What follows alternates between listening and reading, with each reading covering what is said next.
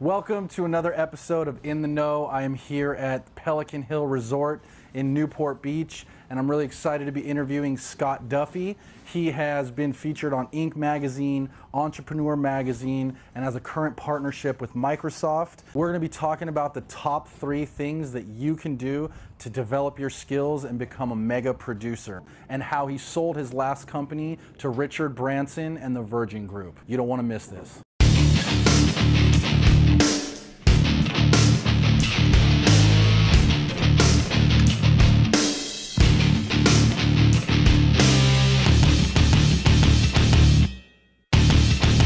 Sitting here with Scott, yep. Okay. I'm drinking a Peroni and a nice fine Italian lager.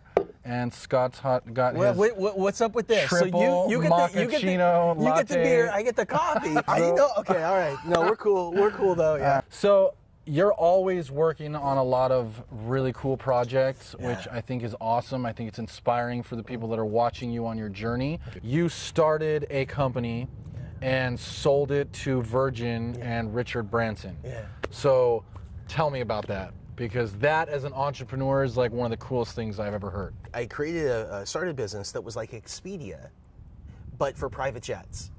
And so people could go online, and if they flew private jets, instead of having to call a broker or look in they call the air charter guide, what you could do is you could go online to our site, you could do a search, find the inventory and book it from there. That was the idea. You never know where opportunity is going to come from, right? And the call I got was from a guy. So when I met my wife, she lived in New York. I was in LA. I would travel back to see her. And one time I traveled back, went out with a bunch of people. We went to this club. Afterwards, we went and had something to eat. And the guy next to me was on Richard Branson's reality TV show. And he didn't win, but they really loved him. And so they ended up, he's an amazing guy. They ended up hiring him. And his job was to look for businesses to invest in or things to start. So I get a call. It's on a Saturday night. Hey, Scott, I'm at a party right now, and I'm talking to somebody about private jets. We want to get into private aviation. And the person says, hey, do you know a guy named Scott Duffy in LA? He's working on this thing, and you should talk to him before you do anything. So he says, if you're the same Scott Duffy working on this project, would you give me a call on Monday? Wow. So I did, right? I pick up the phone, I call him. I said, what's up? He said, here's what we want to do. Would you let our BD, our business development group, pitch you next time you're in town in New York? And I said, no problem. He said, when are you in New York? I said, dude, it just so happens I'm there tomorrow. And he's like, really? That's great. Let me set something up. So obviously I'm not supposed to be there tomorrow. I get on the red eye, I go to New York, and I meet with the guys, right? So you had no plans to go there? No, of course I didn't. I meet with the guys, and we did our thing. And anyway, so that meeting and follow-ups and what happened over the next few months is what led to the deal with Virgin. And, I think that in life, like my friend Gary Goldstein says, he's like, if you have a dream or you have an opportunity, you have to chase that thing down when you get a break, like it's the last bus of the night. I think of it in the context of flow. And the way I think about flow is, if let's say you're water skiing, and if you water ski, what happens is there's a wake that develops behind the boat. And basically what that is you're riding in rough water, but the boat creates this really smooth stream. And that's where you ski. And that's when you're in flow. That's when the guy calls and says, would you come and meet with us? But here's the thing. What happens when we're skiing is we take ourselves outside the wake, right? And we go and we ski in the rough water, okay? So it's a little bumpy, it's a little choppy, but here's the thing. Now you want to get back in flow. You want to get back in the wake. And you have to go over some really rough water to do it.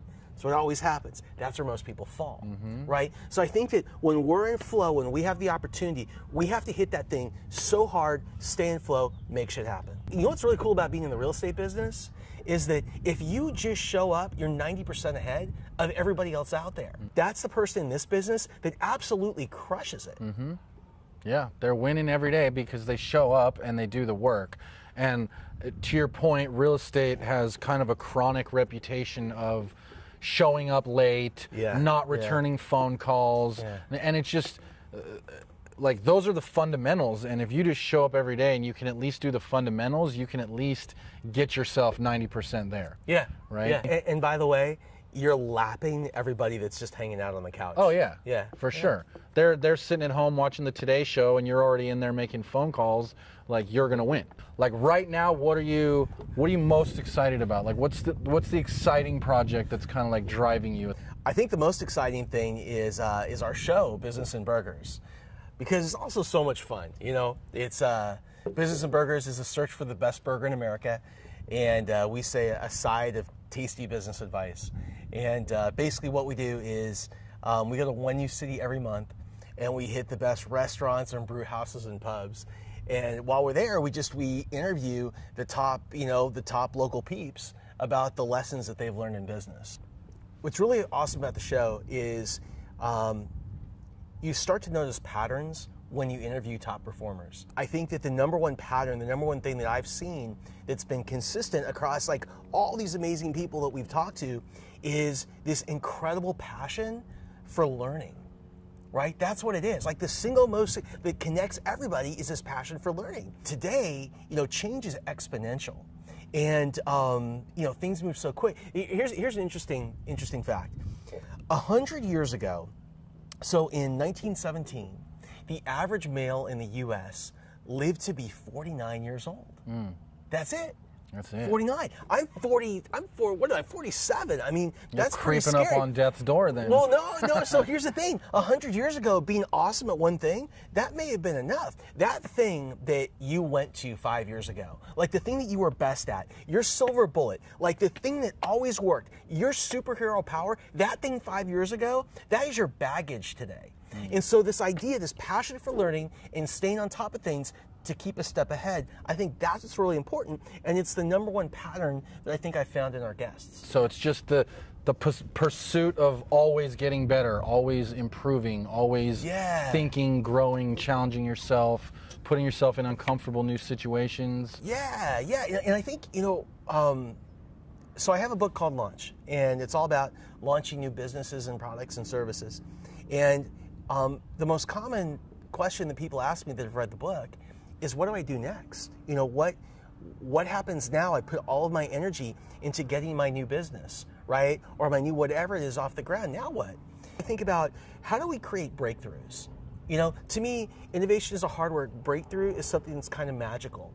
And so how do we continue to create breakthroughs that keep us ahead of the competition, both personally and in our business? And what's really cool is that when we can teach the people that we work with or that work for us how to create their own breakthroughs, like, that's when the real magic happens. In regards to innovation and the pursuit of improving, what would you say to someone that was like brand new in the real estate business and kind of just looking for a path on which way to go? Because the industry changes a lot. Real estate's changing a lot. There's the new stuff with Zillow that's happening. Amazon is about to roll out a new real estate service. So things are kind of always changing and moving. And to your point on innovation, what would you say to that agent that's kind of like newer in the business that's looking to kind of figure it out? Can I talk to the agent that's older in the business? Yeah, absolutely. First, and then we'll talk to the new one. So my mom, my whole family's in the real estate business. I've been in the real estate business. And by the way, the real estate business is like the ultimate business for entrepreneurs. Yeah. Right? Without a doubt. You've got your own business. And my mom has sold about $1 billion in residential real estate in Los Angeles. Which is crazy. You were saying she's one of the top producers ever. Yeah, I mean, she's amazing. We talked about that thing you were great at 5 years ago being your baggage today. I think that what happens is people who are good at something like real estate, they tend to want to rely on what worked for them in the past versus learning that new skill. Right. They get complacent. They get complacent. Yeah. Or maybe what happens is they don't get complacent. What they do is they work more and they work harder at the same thing that no longer works. So they'll tell you, they'll look at you and they'll say, what are you talking about? I work my tail off. I'm the first person here. I'm the last person to leave. But it just isn't working. Right? So it's not just, it's not just about, the younger person, but the older person. If you're a younger person in real estate, I think it's all about putting yourself around the right mentors. Sometimes being an entrepreneur can be a really lonely job. Yeah. You have highs and lows, you have ups and downs. In real estate, I've been in real estate, you may have periods where you're not making a sale. You may have periods where it feels like you've reached a plateau and you can't get off of it. right? And so what I always think to myself is, how do you put yourself around a group of like-minded people, and ideally leaders, that will help you to keep your mindset where it needs to be when things are tough? Like, say you wanted to learn how to play tennis. What would you do? You'd probably hire a coach, right? And the coach would teach you how to hold the racket, and they would stand on the same side of the net as you, and they would like lob balls to your forehand. And your job's simple. All you have to do is like swing and knock the ball over the net. That sounds really easy, right? Learn the motion. Learn the motion, but here's the thing, you totally suck. And the reason that you suck and you can't get it right is you have to think about it. And thinking gets in the way of real graceful movement. So you miss and you miss and you miss. Until one day, boom, you hit it perfectly. Like you always knew how to do it before. Here's the problem. The problem is when that moment happens, what most people think is they're ready to compete. But keep in mind, up until this point, your coach is on the same side of the net and they're lobbing balls to your forehand. You just got in the game. You just got in the game. Now you have to learn how to move side to side. So what happens is you've had this slight increase in performance, and now with a new skill, there's a little bit of a decrease, but you plateau. And so there's a plateau that's a little bit higher than the one before it. So what I always say is you have to understand when you're on that plateau, and it's okay, because that's when all the growth and all the progress is taking place. You know, so think this way. Think we're going to plateau and go. We're going to plateau and go and stay in that mindset. It's good advice. So it's the coffee. Yeah, must be. You put together a 90-day launch plan. Yeah. Tell me about what that would look like for someone in real estate. Like, how could they do a 90-day launch plan starting today? Starting today. Well, I think that the biggest mistake that entrepreneurs and real estate agents make, and it's really one and the same, because like I said, entrepreneurs, real estate, same person, right, is they focus on too many things at once. And I call this hammers and nails syndrome. And here's what I mean. Let's say I give you one hammer and one nail, and your job's simple. All you have to do is hold that nail, bring that hammer back, and drive that nail into a piece of wood. Like really nail that one business. Now, the odds are you may miss the first time, you may miss the second time, but eventually I'll bet that you're going to nail it. So let's say I give you two hammers and two nails. You got a problem. Who's going to hold the nails? Now, say you find somebody crazy enough to do it. You have to hold a hammer in each hand, bring them both back at the same time, and strike.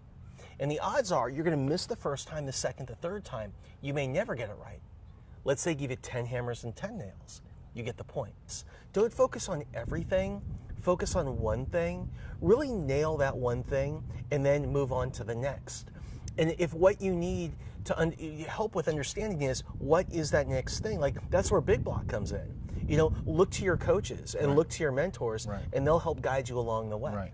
As a third-party observer, what would you say really catapulted your mom into the stratospheric level of top producer, mega producer?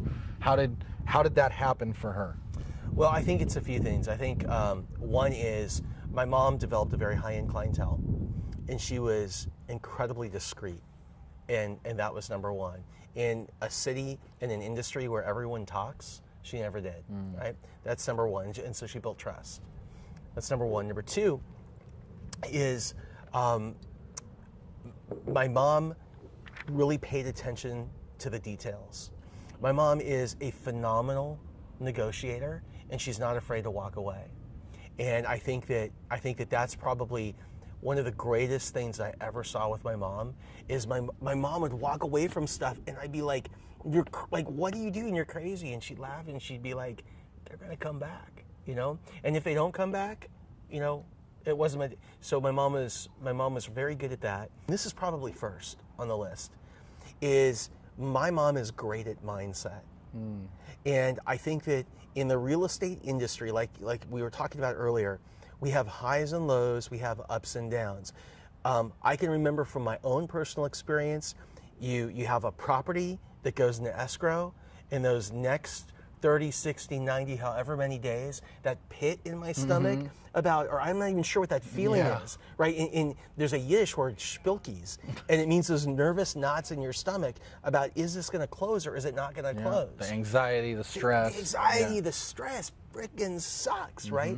But my mom was very good at channeling her mindset And then when things didn't work, she was very good at getting things back.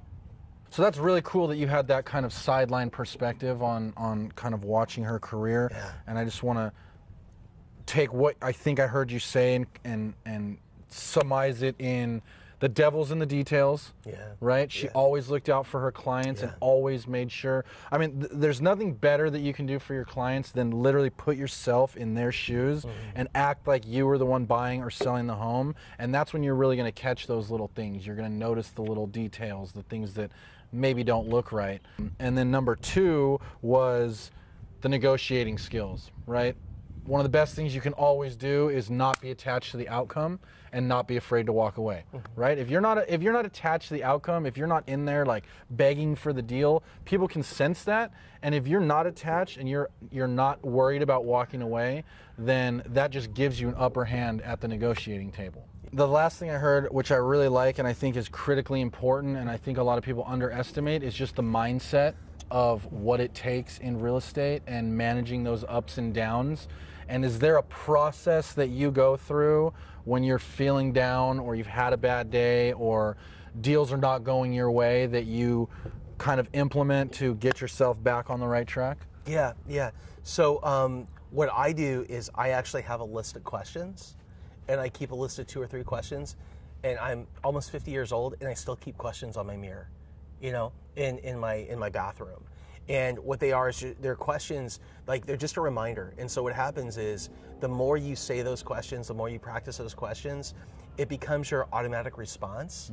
Just start asking them. It's like building a muscle, you know? And once you build that muscle and it's strong, and by the way, if you go sideways and you get lazy or something happens and you go into that negative question mode, once you start again, muscles have memory and you can bounce right back. I love the idea of the repetition, just to kind of ingrain it into your head. Obviously affirmations, things like that, to just kind of visualize, you know, the situation changing or whatever, so you can kind of get yourself into the state that you need to be in to close deals, to make things happen. Because if you're not 100% in it, or you're only doing it because, you know, you're desperate for a check, like that's going to show through and it's going to hurt you a lot more than it helps you. One story, and I think this was from Necker Island, that you told us a while ago, me and Sam, that I thought was awesome and just shows the power of mindset, was the I'm going to buy the rainforest story. Yeah, that was cool. Can you tell us that one more time? Because that's a great story. Yeah, sure. So I was invited to a Virgin CEO conference on Necker Island, which is Richard's home, and I was totally pumped to be there. And I remember the first night when it was time for dinner, I remember got my food, and I was looking for a place to sit, saw Richard sitting down, went and sat next to him on the beach, and he was on the phone. And he was negotiating something. He was totally passionate. And it seemed like everybody else that was just sitting there with us knew what it was he was trying to buy. So when he got off the phone, I asked him, I said, what is it that you want to buy? And he said this, the rainforest. And I'm like, the rainforest, which one? And he said, the Amazon. And then I remember just like saying what I don't know, it just came out. I looked at him, I go, that's impossible. Right. By the way, you know, when dealing with people, you know, with these mindsets like a Richard Branson or Tony Robbins or the guys that we just listened to, Sarah and Jesse, you never say anything is impossible. So I remember him saying, he said, you want to learn how to buy a rainforest, I'll teach you how to do it. And the first thing you have to start with, whenever you have a big goal, is this, you know, what is your why? Why are you doing this? Because here's the thing, being in business is tough. Being in any kind of business can be tough. And if you don't know why it is you're doing this, if you're not truly rooted in purpose, then when things get tough, it's too easy to quit. So Richard's why was he wanted to stop deforestation and protect the indigenous animals in the Amazon. Pretty cool. Very noble cause. Very noble cause. Now that we know why, the next question is how are you going to do it? And so Richard said to me, he said, if that's our why, do we really have to own the rainforest, or could we lease it? Now, for me, that was like a huge shift in thinking, right? And then he said, if we could lease it, and you got me in the room with a willing seller or leaser, do you think I could negotiate a good deal? And I said, of course, man. Richard, I bet on you. And so he said, so, okay, here's the third thing, and this is where most people get stuck. How are we going to finance it? And I remember that the people that were all, you know, we were sitting around starting to throw out names of people that were in Richard's circle or that had, you know, really huge wealth. saying, what if this guy or that guy, or this girl or that girl? And Richard putting up his hand and saying, look, what if it didn't matter if you gave $1 or a dime, effectively crowdsourcing buying the rainforest? And here's the point. In less than like 5 minutes, buying the rainforest seemed easier than eating a bowl of soup. If you have the right mindset, you have the right people, you put the right resources around you, you can achieve virtually anything that you dream.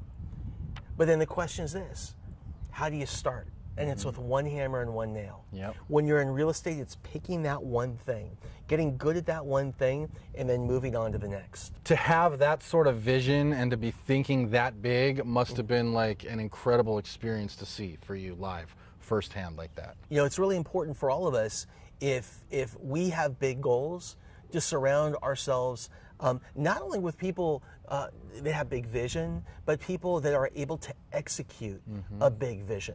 Mindset-wise, work ethic-wise, skill level-wise is all going to be just a whole nother level. Yeah. And to get yourself to that level, you're going to shortcut your way to success by hanging out with those people that are already there and already doing it and just mimicking and following what they're doing. And that'll shortcut your success as opposed to sitting around and kind of trying to formulate with all the people that have never done it before how to get yourself to that next level. That's right. And you don't have to be a $10 million producer. The thing is, your big vision doesn't have to be somebody else's big vision. Right. Your big vision may be, I want to be a $50,000 producer. I want to be a $100,000 producer. Because for me and for my life and what I can get from being that is what I want. And that's awesome. Yep. Live in that space, right? Communicate, to you and to Sam, this is what I want, and then I know you can help them to build a roadmap. Absolutely.